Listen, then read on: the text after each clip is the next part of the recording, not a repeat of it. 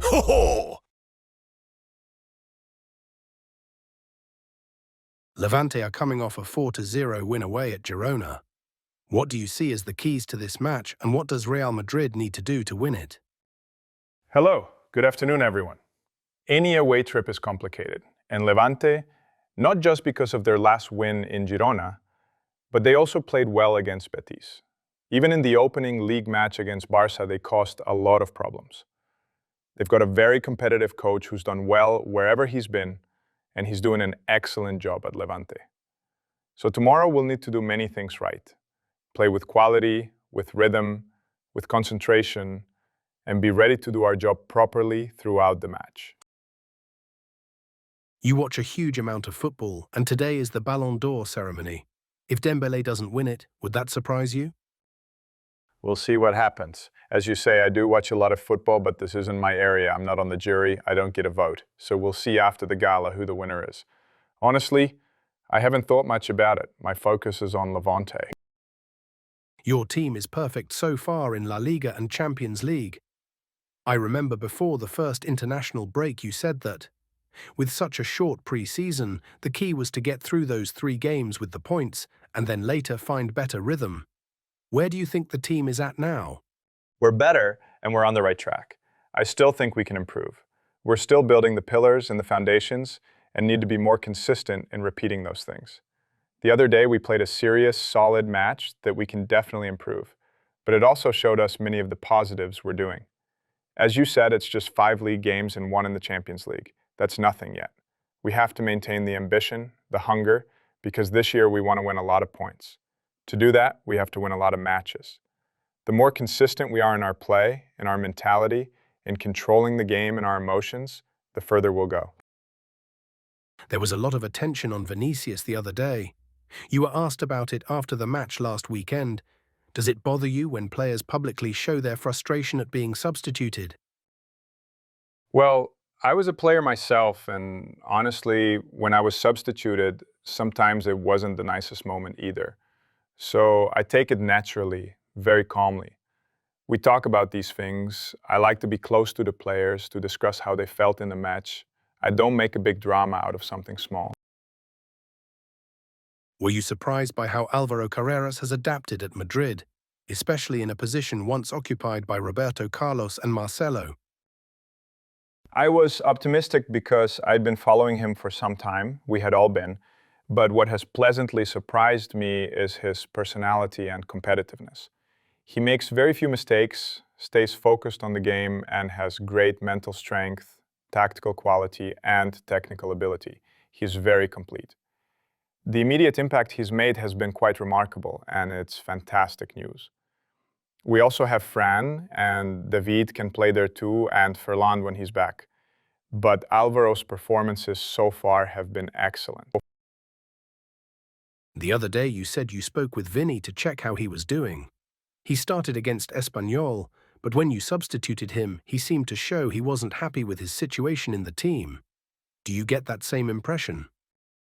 After the match, I spoke with the players, and everyone was happy, obviously because of the win, but also with the good feelings from the game and the desire to keep improving. That's what we need, to build a team, to have that collective spirit for the challenges ahead. And all the players understand the role we want for the team, and everyone is contributing. On Saturday, we saw Camavinga and Bellingham back after their injuries. Could they start tomorrow, or are you thinking about saving them for the derby at the weekend? They could start, yes. They're both in the squad, and anyone in the squad can start. They've played more minutes now, trained more, and they're in better condition. Your start has been perfect. 6 wins from 6, showing great personality. What do you think has been the key to this success? What's the secret behind Xabi Alonso's start? What's happened is already in the past. We have to keep going and be realistic about where we are. We're still in a building phase. Obviously, good results help with confidence and reassure us that we're on the right track, but there are no secrets. It's about having the team united, playing collectively so everyone benefits. That's something we've emphasized from day one, and we'll keep repeating it. That will be one of the keys all season. 6 competitive matches so far this season, and you've been rotating the attack. Sometimes Antonio plays more, sometimes Rodrigo or Vinicius on the left. Which setup do you like most? Maybe the one against Marseille was the most satisfying.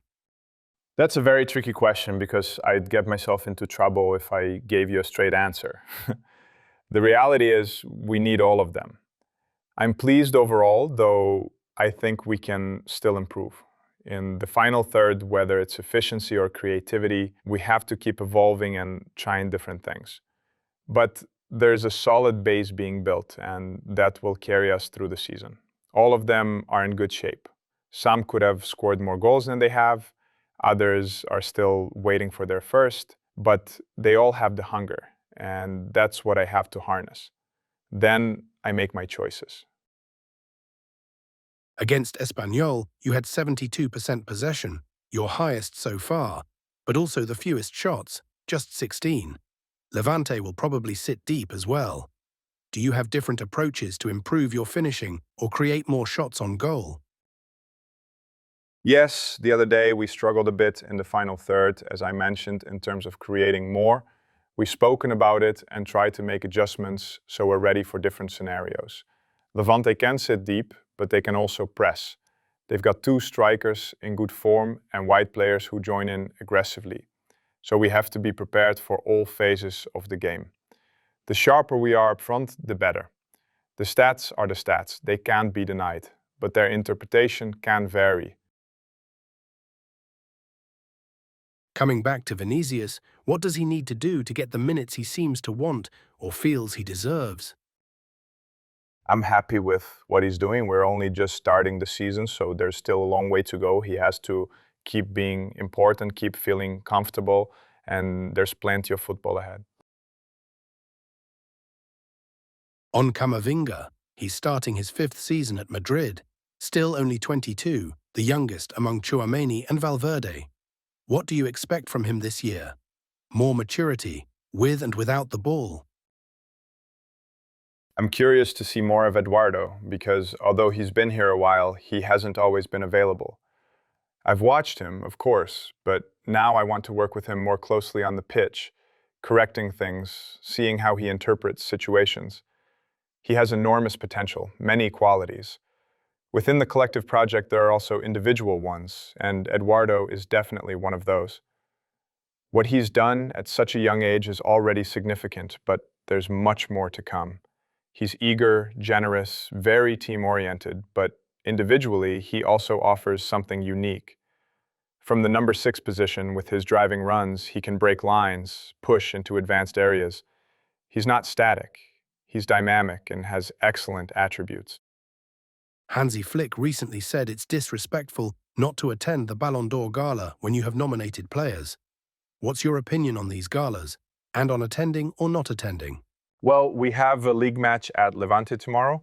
As I've said, this year every point matters and every game is important. So my mind isn't on that at all. Zero. It's only on Levante. Tomorrow's match at Levante kicks off at 9:30 p.m. What do you think of that time? It's neither the first nor the last time we'll play at that hour. In the Champions League, we play at 9 p.m. anyway, so nothing more to say. This weekend, Real Madrid TV highlighted that Madrid are the team opponents commit the most fouls against before receiving a yellow card. On average, every 16 fouls. Does that say anything to you? Maybe it ties into the comment you once made to Gil Manzano. You make me think badly. You've put it on a plate for me there. The stats are the stats, man. You often talk about managing workloads and minutes, but there are 3 outfield players who've barely rotated: Carreras, Tchouaméni and Mbappé. Why have they played every match? Is it because of their form, or why haven't they been rested? They're important players, and we've only had 5 league matches plus 1 in the Champions League. There will be a moment for everything, and they will come into the rotation. Don't ask me when, because I don't know yet. But yes, the idea is not for anyone to carry the full load. We have to distribute it. The calendar is demanding, plus many of them also have international duty. So far it's been a short stretch, so let's see how things evolve with time.